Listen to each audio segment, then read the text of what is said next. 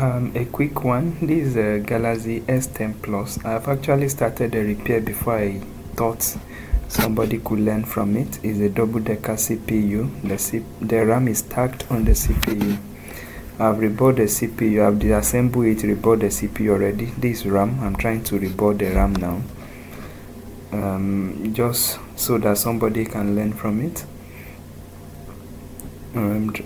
Putting soda paste.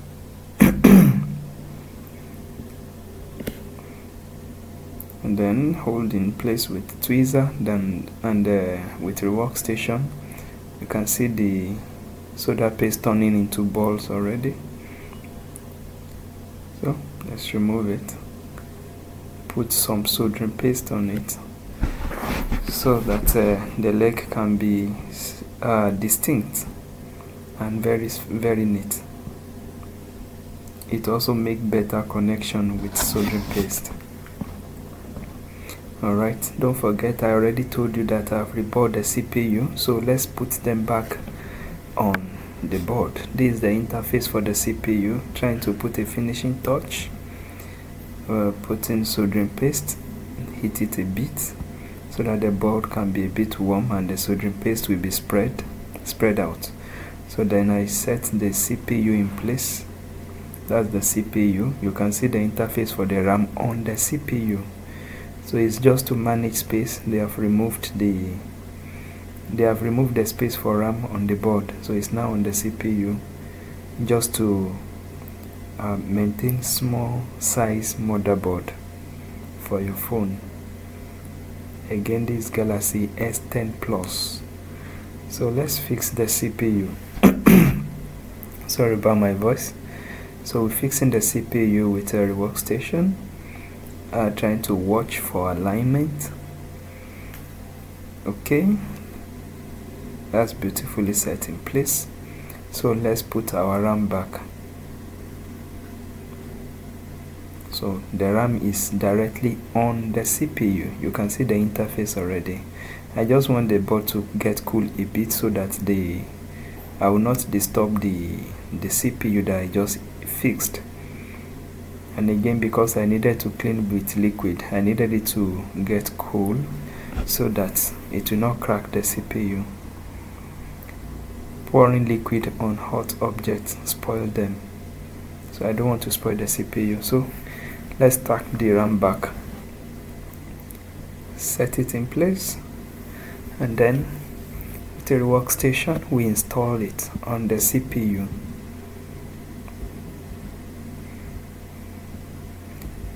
Alright, watching for alignment. Beautifully installed. So let's wait a bit to allow it to get cool, then put it inside the frame and test if we have the phone back.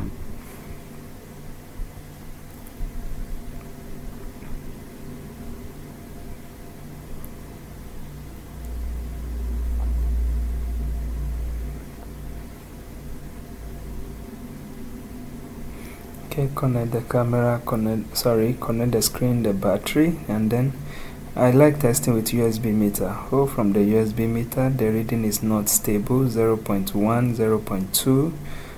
That's talking about a short circuit in the memory line. That's not CPU, that's the memory. So that's a short circuit. What could that mean? The memory have been removed before, so I'm thinking let's remove the memory again. Let's remove the memory and check on that. It may be while they are installing it there was an error. So set the PCB back on PCB holder, then with the workstation hit the memory and try to pick it with a tweezer from the board.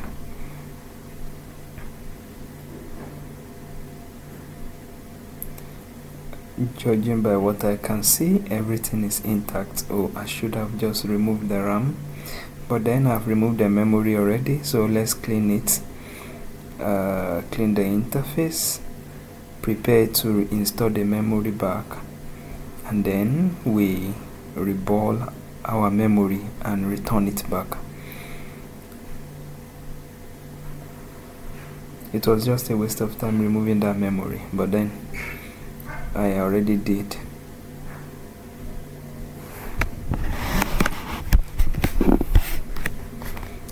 Trying to check the board without the memory, and the problem did not change.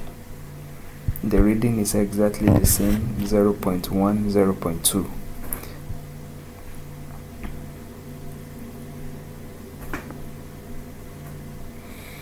Alright, so cleaning my stencil, then trying to reball the memory again.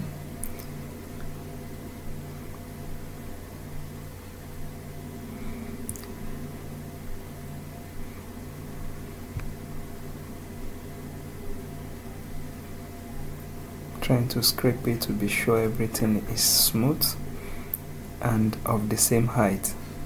But I noticed some of them were not tall enough, so I tried to do it the second time. Okay, reball it again, and I'll still scrape it. Yes, so that I'll be sure everything is intact. I don't want to be guessing, is it that one leg did not connect?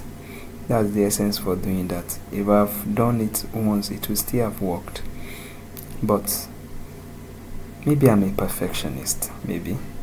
So put space and then put the the memory in place. Set it, let it align. Be careful, watch carefully, and then with Workstation you install the memory on the board. Watch closely. When the thing align, it will move slightly, so you can tap the edge very slightly. It will go back to its position. If you do so, that means it is well set. So let's test the board again. At least we never can tell.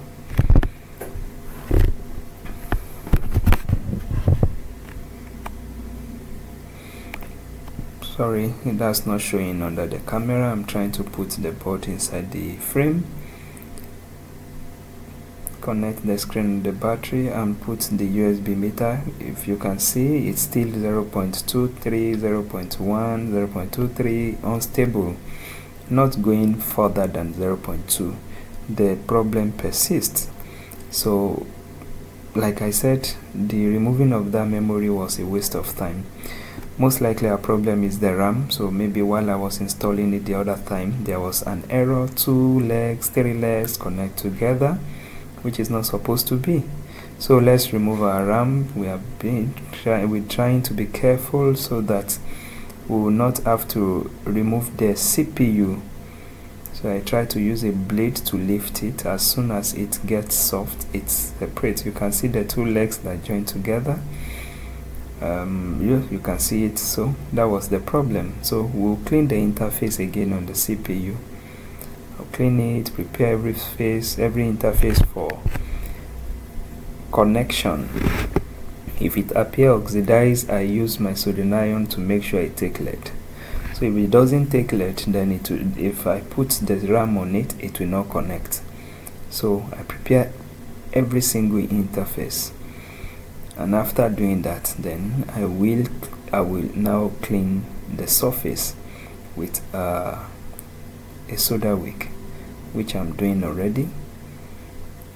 I'm trying not to waste time. We have already wasted a lot of time.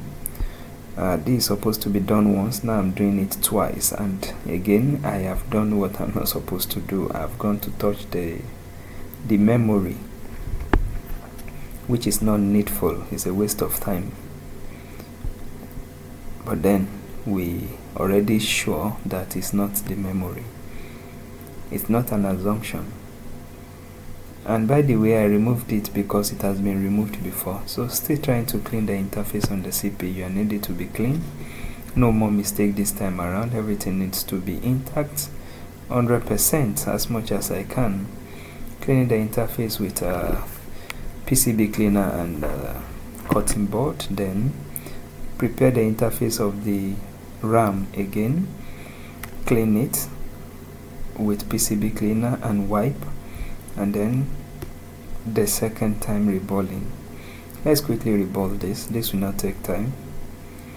The video is already getting long. I was expecting it to be a very short one, maybe 5 minutes, 6 minutes, but then I'm sorry, it's becoming very long.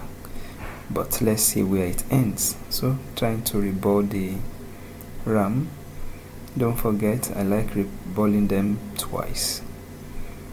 So I'll scrape it to see if there is any leg that is not tall enough, that is not as tall as the stencil. If there is, I will apply soda again. If there is not, then I'll just heat it. I'll make it melt, round into balls, and then remove it from the stencil. So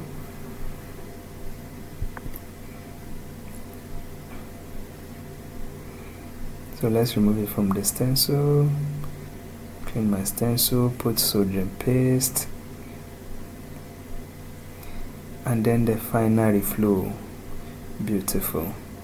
So let's return this back to the board. No more mistake this time. I'm trying to be meticulous. Check again and again. Check to see the alignment again and again before I will install it this time.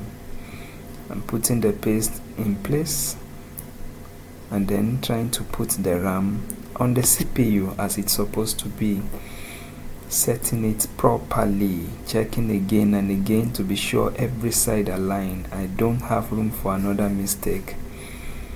Time is going, so I must be sure that this time it worked perfectly. So hit it to make sure it's soldered properly on the CPU.